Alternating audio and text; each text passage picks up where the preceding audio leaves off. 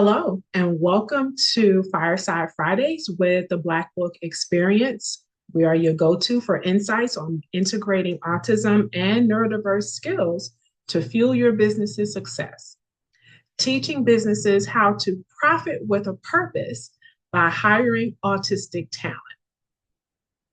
I am Laquan Black, your host and the founder of the Black Book Experience. And as part of our premiere episode in this limited episode series or podcast series, I want to share with you just a little bit of background about me and a very short story that will shed light on the value of making space in your workplaces for disabilities like autism. To start, I want to share that I am an autism mom. That's how my business was born and started. When my son was about 7 years old, he was diagnosed then with what was called Asperger's syndrome. He was also diagnosed with ADHD and subsequently sensory processing disorder that was related to sounds. So let me fast forward to a specific milestone that my son hit just this year, not long after his 19th birthday. He earned his driver's license. And to most of you out there listening, that may seem like a normal or typical thing. And when I look back, I got my own driver's license when I was 19 as well. But here's why that in particular is such a big deal. My son's entry into the world was quite a traumatic one, and he literally had a page full of diagnoses listed on his health record. And he spent 5 weeks in the NICU. For those of you who may not know what the NICU is, that's the neonatal intensive care unit. And when we were finally able to take him home, he came home with a bunch of wires and tubes and monitors. And so, needless to say, as a young mom, it seemed very, very overwhelming. And then at 4 months, he was diagnosed with congenital bilateral cataracts. That means it was something he was born with at birth. And he went through 2 surgeries to remove the cataracts just when he was about 5 and 6 months old. And then every year until he was about 6 or 7, he had to undergo a surgery or a procedure for something, particularly related to the vision and the cataracts. And then came the autism diagnosis, again at about 7. So he has visual impairments and he has a way of thinking and processing information that makes it extremely challenging for him to learn how to drive. So here is a question, okay? How often do you actually stop to think about all of the things that you have to process in order for you to be able to drive a car? Think about that for a moment. What are some things that you have to do that makes driving something you're able to do? Well, let's talk about a couple of things, okay? You're looking at the traffic ahead of you. You're looking at the traffic behind you.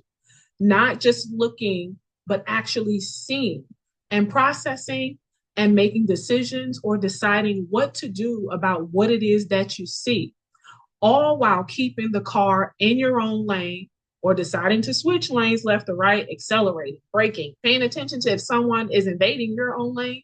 And do you have to make a very swift decision to prevent an accident? And what decision do you make? All of this happens in a matter of milliseconds in our minds. All the while, other thoughts may be going through your head, or you're following along and you're singing a tune on a radio, or unlike when I learned how to drive, now there's talking on the phone or texting. And yes, I just aged myself with saying that, right? But we know that that is dangerous and that we shouldn't do it because of laws that say we shouldn't text and drive or talk on the phone and drive. And we also have hands-free devices and devices in our cars if we have more modern, up-to-date cars that help us to do things hands-free to keep us safe on the road. Nonetheless, those things are still a distraction. Okay. All of these things at slowly at first, but then I quickly realized he had to be taught how to drive based on the way his particular brain requires him to process information, along with considering the fact that he has some visual impairments. It also had to be explained to him very, very differently. And this really was an iterative process of me learning how to do that with him over time. So, yes, this license was a big deal for him and my family. And he didn't pass on his first attempt. And that created a little bit of a mental and emotional setback for him because he really wanted to be able to master his skill to further his own independence without having to depend on mom to take him everywhere, or in this case, at this point, ride with him in the car as a passenger while he went to and fro. But really, what was the turning point in each of these challenges throughout his life? Being solution oriented myself, I wasn't really thinking of it in that way, but that is how I was approaching it. I was coming up with new ways to train, new ways to educate him, to help him tap into what he could do, and to help support his positive performance in school on top of that. Drawing on all of these skills, I use to train employees and students that I have been responsible for over the years of my career. And as he moves towards adulthood, my mind began to think about, okay, him working and what that would look like and what he would need in order to earn a living and successfully contribute in his field of study. And I thought, well, that's an environment that I can't really do anything about, or could I? Well, what eventually evolved out of that was this business model that I developed at the Black Book Experience.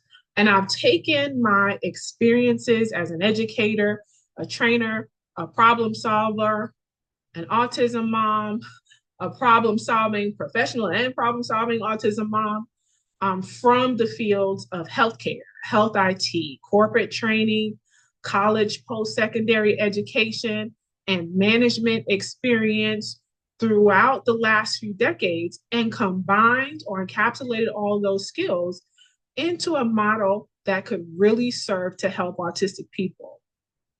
A lot of support agencies focus on the autistic person and trying to have them fit into the environment. And it really becomes sort of just a one-on-one isolated thing, only really designed around that particular employee. But what happens when they leave? Well, our model, or the model that I've created, takes a much more holistic approach and focuses on one, actions, two, behaviors of leadership and team members that serve to create and foster a culture of inclusivity. This is progressive work and not one and done situation.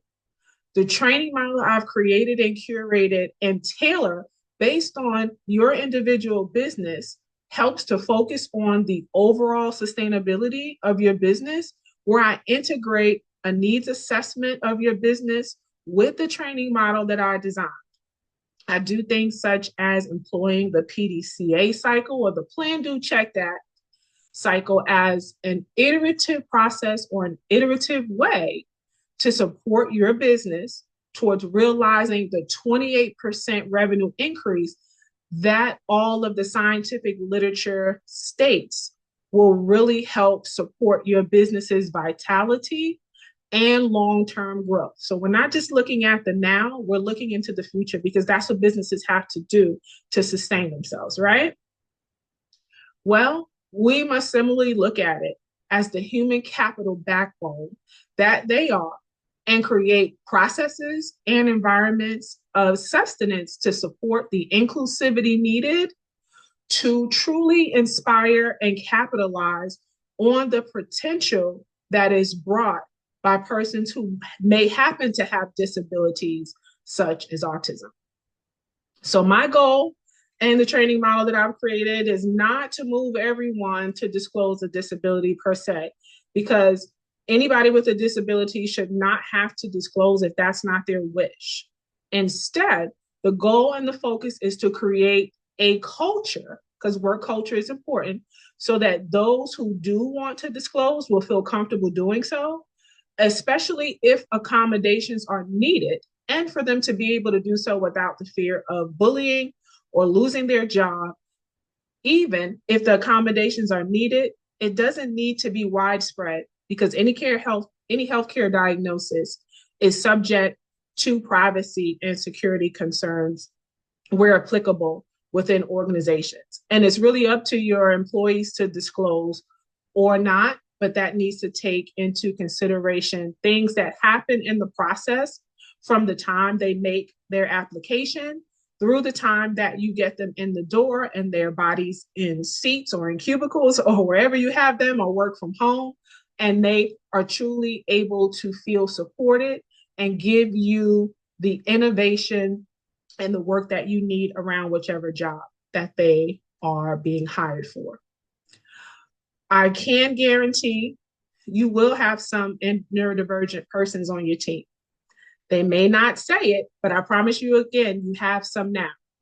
But because of how disclosure causes inherent biases to surface and concerns over being treated differently or being passed on for raises or promotions because of the diagnosis, this oftentimes lead persons who have disabilities that are not visible to remain silent because they're concerned if the disability may be used against them.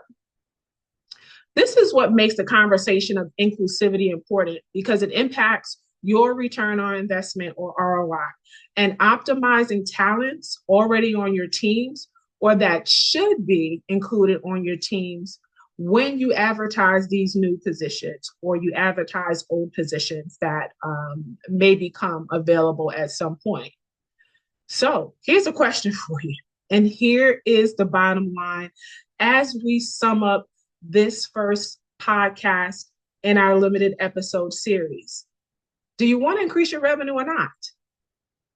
Anybody out there, if you're watching, whether you're a business leader or not, or whether you're an employee in the seat watching this, we know the answer is no. Because even if you're not the decision maker in the organization, you want your company to do well, because that means they continue to pay you too, right? Even though it's a simple question, okay, here are some others for you to consider that the Black Book experience can really support your organization with, right? Let's take a look at some of these questions. What makes your hiring practices different from your competitors? What is retention like for those roles that you're advertising, especially if you notice that you continue to have the same roles open again and again and again, and they're being posted and reposted? Let's hope you are not part of those who are putting job postings out there that are not available just to fill seats, but you truly have roles available. Okay, here's another question. Again, how many times have you had this position open in the last 1 to 2 years? Is HR and the hiring manager truly apprised about the needs for the role in tandem with the person who will manage the individual on the team? And are you overlooking a talent pool? And I think based on the fact that you're here listening to this podcast, you already know the answer is likely yes. You are overlooking a pool. So that last question is definitely a loaded question. And it's very intentional because, again, I know you are. Making a safe work culture for autistic persons and other neurodivergent persons can really be a catalyst for your business's growth. This work is gaining traction as more and more adults are diagnosed with neurodivergent conditions like autism. And it's not that it's being overdiagnosed like some people think, or there's some sort of diagnosis explosion. It's that we've learned so much more about the condition, and we're beginning to understand how and to whom the condition applies. Okay. That has been the biggest piece of it. So now we're realizing there always been these types of individuals. We've labeled them with not so nice terms in the past because we didn't know how to deal with them because we considered them non-normal.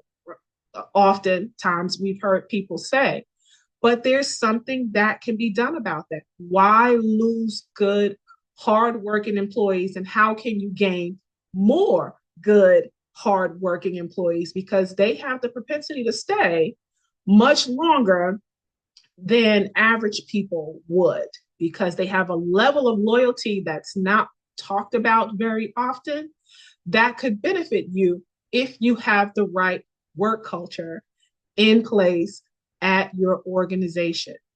So, what I'm going to encourage you to do first is, if you have not subscribed already, please go ahead and click that subscribe button and make sure you follow us next month when the next episode comes out. In the meantime, there will be information below. You can reach out to me via email, info@theblackbookexperience.com. I'm happy to set up a quick chat and a quick call with you to discuss what are some of your needs and how we can start a conversation to get some training in place. Or maybe you just want to do a consultation and me look at a couple of things for you and offer some suggestions that you can go off and do on your own. Either way, a call with me, a conversation with me, or training with me is going to help increase your ROI. So that is a wrap for this first Fireside Friday. And remember that not only is inclusion right, but it's also profitable. And again, if you haven't subscribed, please do so to help the algorithm, because even if you can't use it just yet, you never know who might. Be sure to like and share this video as well. And last but not least, if you have questions, please also leave them in the chat below. I will be sure to answer them. And until next time, I appreciate you joining me, Laquan Black, and the Black Book Experience to learn more about how you can profit with a purpose.